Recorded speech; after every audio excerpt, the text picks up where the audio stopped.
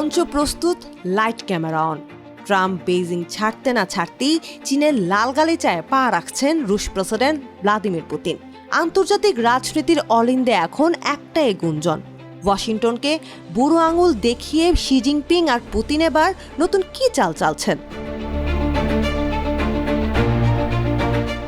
2 দিনের চীন সফরে পৌঁছানোর আগে পুতিন যা বলেছেন তা রীতিমতো বিশ্বমঞ্চে আলোচনার ঝড় তুলেছে।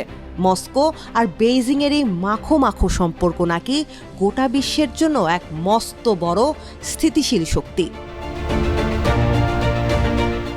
পুতিন তার ভাষণে বেশ গুছিয়ে দাবি করেছেন, রাশিয়া ও চীন কিন্তু অন্য কোনো দেশের বিরুদ্ধে জোট বাঁধছেন না। তাদের লক্ষ্য শুধুই শান্তি আর সার্বজনীন সমৃদ্ধি। শুধু তাই নয়, ইউক্রেন আক্রমণের কারণে আন্তর্জাতিক আইন লঙ্ঘনের দায়ে যিনি বিশ্বজুড়ে প্রতিনিয়ত সমালোচিত হচ্ছেন, এই পুতিনের মুখেই শোনা গেল জাতিসংঘ সনদ আর আন্তর্জাতিক আইন অক্ষরে অক্ষরে মেনে চলার কথা।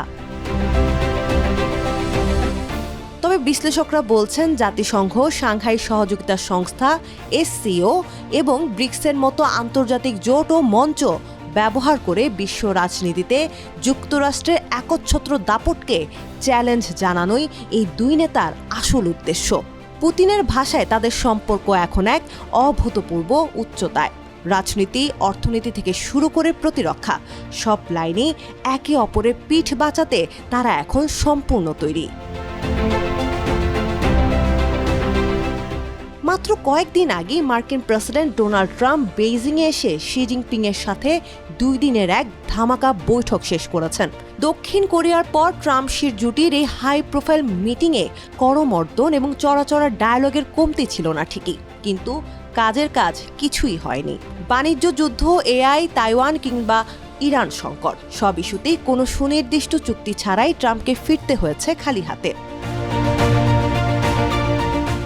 তবে এই ফাঁকা মাঠে গোল দিতে এবার আসছেন পুতিন। 2 দেশের বন্ধুত্বপূর্ণ চুক্তির 25তম বার্ষিকীর উসিলায় পুতিনের এই সফর নিয়ে আন্তর্জাতিক বিশ্লেষক আলেকজান্ডার কোরোলেভ বেশ রসিয়ে বলেছেন, পশ্চিমা দুনিয়া যতই চাপ দিক, পুতিন যে মোটেও একলা হয়ে যাননি এবং বেইজিং যে আমেরিকার কথায় কান না দিয়ে নিজের স্বাধীন কূটনীতিই চালাবে, এই সফর তারই মোক্ষম প্রমাণ।